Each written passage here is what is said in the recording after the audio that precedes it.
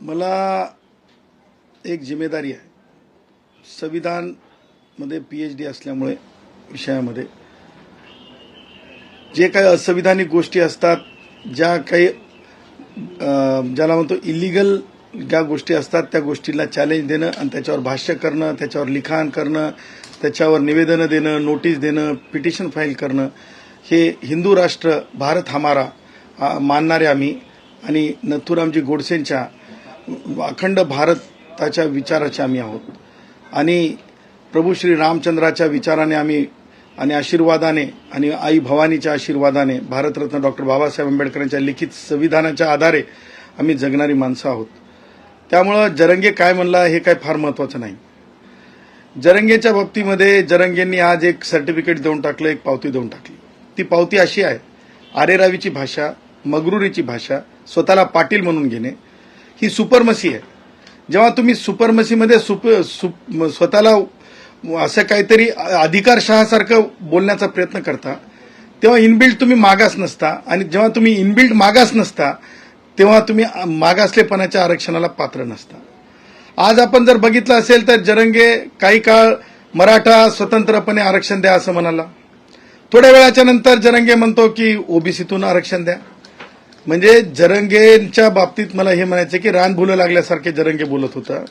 आणि त्या पुढे जाऊन मला जरंगेच्या बाबतीत हे म्हणायचं आहे की जरंगे एक मराठी म्हण आहे, लावलं म्हणजे जर रताळं लावलं तर रताळूच येतंय, गाण्याप्रमाणे लावलं रताळं आलं केळं असं होत नसतंय. आणि त्याच्यामुळे जरंगे स्वतःच कन्फ्यूज आहे की मराठा म्हणून घ्यायचं की कुणबी म्हणून घ्यायचं. पण दोन्ही जरी मागणी केल्या तरी मला हे म्हणायचं आहे की दोन्ही मागणीला पात्र ठरत नाही मराठा समाज महाराष्ट्रातला. त्याचं कारण सांगतो की स्पष्टपणे मागासलेपणात येत नाहीत असं 3 आयोगांनी सांगितलेलं आहे. आणि नुसतं 3 आयोगांनी सांगितलेलं नाही तर माननीय सर्वोच्च न्यायालयाने शिक्कामोर्तब केलेलं आहे. त्यामुळे ओबीसीचं रिझर्वेशन डंके की चोट पे मिळणंच नाहीये, मिळणारच नाही. त्यासोबतच खुले गुणवंत ब्राह्मणांपासून कोमटी, त्याच्यासोबतच मारवाडी, जैन, जे गुणवंत स्पेस स्टडीज पर्यंत या देशाला 7 समुद्राच्या पलीकड आकाशापर्यंत नेणारे गुणवंत शास्त्रज्ञ, त्या सगळ्यांचे 50% जागा जे भारतरत्न डॉक्टर बाबासाहेब आंबेडकरांच्या विचाराने सर्वोच्च न्यायालयाने बेसिक स्ट्रक्चर म्हटलेलं आहे, त्या बेसिक स्ट्रक्चरसाठीच्या जागा, त्या जागेचं रक्षण एक साधा शिपाई म्हणून करणं माझं आधी कर्तव्य आहे. त्यामुळं मला हे सांगायचं आहे की जरंगेच्या बोलण्याला मी कोणतीही किंमत देत नाही. जरंगेच्या बोलण्याला किंमत द्यायचं कारण नाही, कारण जरंगे हे पॉलिटिकल बॉसेसच्या आधारावर बोलतात. आता आज दस्तूर खुद सत्य झालं, कारण आजची जी जत्रा होती त्या जत्रामध्ये संविधानिक चर्चा झाली नाही. त्या जत्रेमध्ये आजच्या कोणती चर्चा झाली नाही, कारण तुम्ही म्हणता की खूप मोठी सभा झाली, खूप मोठी सभा झाली. अहो, आम्ही हिंदू राष्ट्रामध्ये एक संस्कृती आहे, आमच्याकडे महादेवाची जी जत्रा असते, यात्रा असते, त्या यात्रेला खूप मोठ्या प्रमाणात लोक असतात. त्यामुळे जरंगेतला असं काही विशेषण लावू नका. आणि त्याही पुढे जाऊन मला सांगायचं आहे की जरंगेचं रानभुल्यासारखं बोलणं हे रिझर्वेशन मिळणार नाही. परंतु मला एक गोष्ट आवर्जून आपल्या माध्यमातून सांगायची आहे. शरद पवार ज्या प्रकारे वायुगतीने जरंगेला भेटायला गेले होते, म्हणजेच मला म्हणायचं आहे की एक वाटूळ आणण्याचा प्रयत्न केला पॉलिटिकल. वाटोळी फार काळ टिकत नसते, ती क्षमत असते. स्थैर्य आलं की तिचं काही म्हणजे तिचा विचार शिल्लक राहत नाहीये, तिची कृती शिल्लक राहत नाही. कारण तुम्हाला सांगतो, शरद पवार कायम अशा प्रकारच्या राजकारणासाठी पटाईत आहेत. दत्ता सामंतांची हत्या झाली त्यावेळेस किती सेकंदात किती मिनिटात शरद पवार पोहोचले होते बघा. विदर्भामध्ये गोंड गोवारी भावांनी मागणी केली होती, त्यावेळेसचे मृत्यू शरद पवारांना हेलावणारे वाटले नव्हते.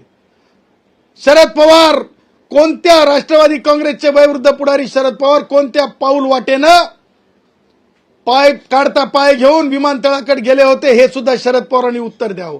सांगायचं तात्पर्य, शरद पवार हे ह्याच कारणांसाठी प्रमुख मानत नाही तर मी आणखीन एक कारणांसाठी मी शरद पवारांचा नाम उल्लेख करू शकतो. डॉक्टर बाबासाहेब आंबेडकरांचं नाव मराठवाडा विद्यापीठाला द्यावं तत्कालीन. शरद पवारांच्या राजकारणामुळे शेकडो हजारो विद्यार्थ्यांना जे आहे नाव द्या म्हणून स्वतःचे कॅरेक्टर खराब झाले. कारण ती त्यांच्या अस्मितेचा प्रश्न होता. परंतु शरद पवारांनी नाम विस्तार केला, नामांतर होऊ दिलं नाही. गौतम वाघमारे सारखा भाऊ आमचा, त्या भावाने शहादत पत्करली तरी शरद पवारांचं राजकारण संपलेलं नाही.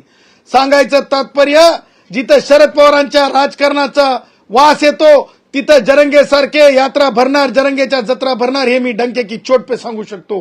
त्यामुळं मला मराठा भावांना हे सांगायचं आहे की शरद पवारांच्या नादी लागलेल्या लोकांच्या राजकारणात पडू नका. त्यातून काहीच साध्य होणार नाही. मराठा आरक्षण मिळणे नाही, ओबीसीतूनही मिळू शकत नाही, कारण मागास ठरत नाही.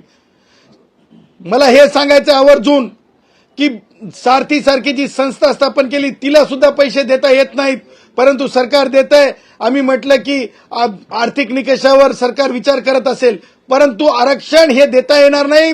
50% जागा या गुणवंतांच्या आहेत, हे डंके की चोट पे सांगतो. त्यांनी दुसरी एक मागणी जी केली आहे, म्हणजे मागच्या सभेत पण त्यांनी केली होती, राज्यातील मराठा समाजाला सरसकट कुणबी प्रमाणपत्र देण्यात यावे. या अनुषंगाने काय सांगा? अहो मला सांगा, तुम्हाला सांगतो, या जरंगेंना हे समजलं पाहिजे, त्याला ठराविक मागासले पण लागते, त्याला एक हिस्ट्री लागत असते. आणि 3 आयोगांनी सांगून झाल्याच्या नंतर मराठा म्हणून मागास झालेले, आता मला मला मला तर खरं सांगतो बाबा, मला सगळ्याच राजकारण्यांना सांगायचं, जी गोष्ट होत नाही ती नका देऊ, नका बोलू. मला आता एक समजत नाही की माननीय न्यायमूर्ती शिंदे साहेबांचा आयोग स्थापन केला. आता शिंदे साहेबांचा आयोग स्थापन केला, काम करू देत, मला माझं काही म्हणणं नाही. परंतु ह्यापूर्वी सन्माननीय न्यायमूर्ती गायकवाड साहेबांचा आयोग होता, मराठा म्हणून मागास ठरवण्याचा भाग आला. आता तेच मराठ्यांना तुम्ही कुणबी म्हणून मागास ठरवणार का? हे काय अवकाळी पावसासारखं आहे का? अरे उन्हाळ्यात पाऊस पडला, अरे हिवाळ्यात ऊन पडलं, असं नाही हो. याला हिस्ट्री लागते, याला शेड्यूल आहे, हे होऊ शकत नाही. त्यामुळं कोणत्याच परिस्थितीमध्ये जे काही बोललं चाललंय ते वास्तव सिद्ध नाहीये. त्यामुळं ते रिझर्वेशन कोणत्याच अर्थानं परिस्थितीनं मिळणं नाहीये. सध्या त्यांनी आपल्या मागण्यांसाठी सरकारला 10 दिवसाचा अल्टिमेटम दिला आहे, त्या अनुषंगाने काय सांगा? हे अल्टिमेटम जे आहे ना, हे शब्द तुम्हाला आठवत असतील, शरद पवार संस्कृतीतून आलेले. कारण तुम्ही एसटी महामंडळातील कष्टकऱ्यांच्या 124 ज्या वेळेस वीरमरण पत्करले तेव्हा शरद पवारांना आझाद मैदानात याची हिंमत दाखवलेली नव्हती. आणि तुम्हाला सांगतो, ही जी अल्टिमेटम संस्कृती आहे ना, हे तंतोतंत मला म्हणायचंय, अधिकारवाणी म्हणायचंय की त्यावेळेस सुद्धा शरद पवारांचं विचार असलेली सरकार होती. उद्धव ठाकरेच्या घरात बसून मुख्यमंत्री होते, त्यांची सरकार होती. अशाच प्रकारचे अल्टिमेटम दिले जात होते. परंतु या अल्टिमेटमला काही किंमत नाही. त्याचं कारण सांगतो, जरंगे सलाईन लावून उपोषण होत नसतंय, विज्ञान सलाईन लावल्याच्या नंतर उपोषण मानत नसतंय.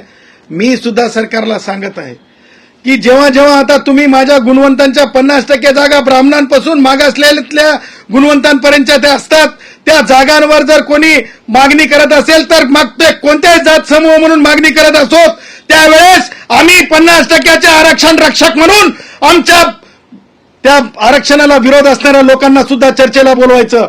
त्यांचं ढोंगी उपोषण असेल तर आमचं प्राणांतिक खरं उपोषण आम्ही करू. यापुढे कोणत्याच पद्धतीनं चॅलेंज आम्ही मागे टाकणार नाहीत. चॅलेंज स्वीकारू आणि खऱ्या गुणवंतांसाठीच्या जागा अबाधित राखण्यासाठी अखंड भारताचे मार्गविधाते नथुरामजी गोडसे यांच्या विचारांना सोबत घेऊन 50% जागा हे आम्ही साबूत ठेवू. गुणवंतांच्या जे भारतीय संविधानाचं पिल्लर आहे, यासाठी आम्ही लढू. जरांगे पाटलांचे राजकीय बॉस कोण आहेत असं तुम्हाला वाटतं?